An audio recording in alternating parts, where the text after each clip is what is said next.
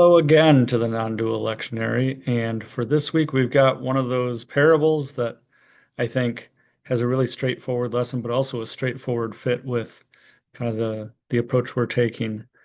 This is for the eighth Sunday after Pentecost in year C, and let's jump right to it.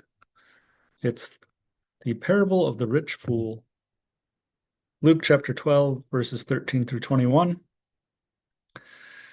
Someone in the crowd said to him, "Teacher, tell my brother to divide the family inheritance with me." But he said to him, "Friend, who set me to be a judge or arbitrator over you?" And he said to them, "Take care. Be on your guard against all kinds of greed, for one's life does not consist in the abundance of possessions." Then he told them a parable. The land of a rich man produced abundantly, and he thought to himself, "What should I do? For I have no place to store my crops." Then he said, "I'll do this. I will pull down my barns and build larger ones. And there I will store all my grain and my goods. And I will say to my soul, Soul, you have ample goods laid up for many years. Relax, eat, drink, be merry." But God said to him, "You fool, this very night your life is being demanded of you. And the things you have prepared, whose will they be? So it is with those who store up treasures for themselves, but are not rich toward God." So as I said, I think straightforward message in a way. Um, don't need to get too much explaining there, but then we sink back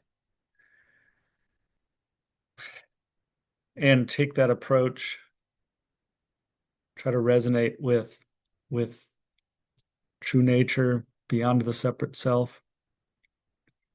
And I think what we see here is um, both a practice that Jesus is kind of giving out, um, but also another time with that evoking of what's already true, right?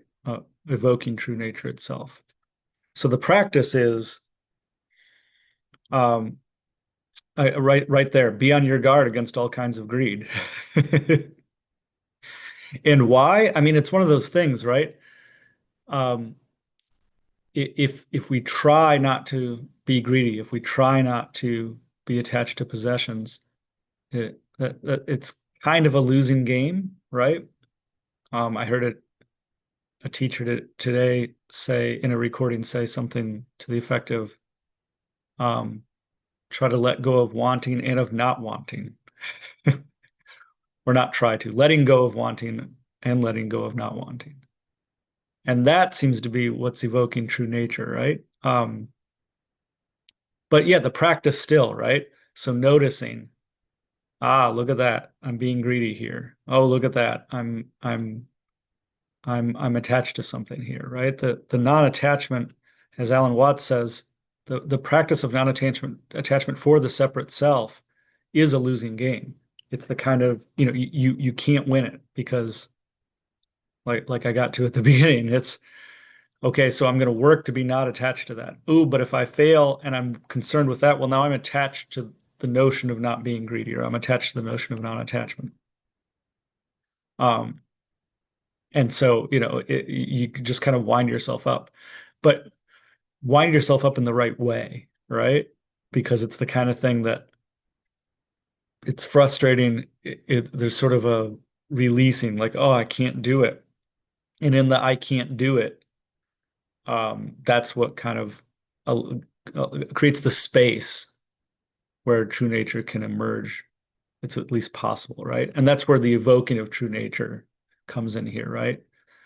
So the story, first of all, there's the straightforward be on your guard, but then there's the parable, which is a great way to kind of get around the reasoning mind, the mind that wants to figure out how to do it right. Okay, I just won't be greedy. I won't just store up things, right? I'll just not have any possessions. Well, asceticism doesn't work either, right?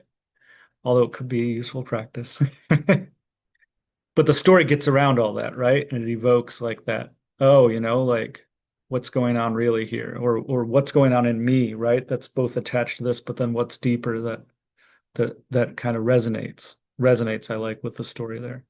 And also just a fun little thing I'm just going to throw out there at the end, right at the beginning there, right? Friend, who set me to be a judge or arbitrator over you? I love that just because uh there's another one that kind of runs counter to our notion of what sometimes our notion of what like Christianity is or what Jesus is about, right? Not, he's right there like, hey, I'm not going to decide your disputes for you. I'm not going to decide who's right or who's wrong. I'm here for something more important, right? And so the more important is fundamentally, again, like, hey, confronting that separate self here, right? That I think that straightforward message is sort of a confrontation, right? Like it's a straight like, hey, be on your guard against all forms of greed. Whoa, I'm not greedy. Oh, wait, am I greedy? Right? And the separate self is like confronted there. But at the same time, the parable, especially the parable, but the whole instance here kind of evokes that part of us that can hear it and that can live again in that space of not wanting and not wanting. Uh, because fundamentally, again, like what life is, right? What existence is beyond that. And it's just, resonating, recognizing, realizing what is. And that's what he's evoking here again.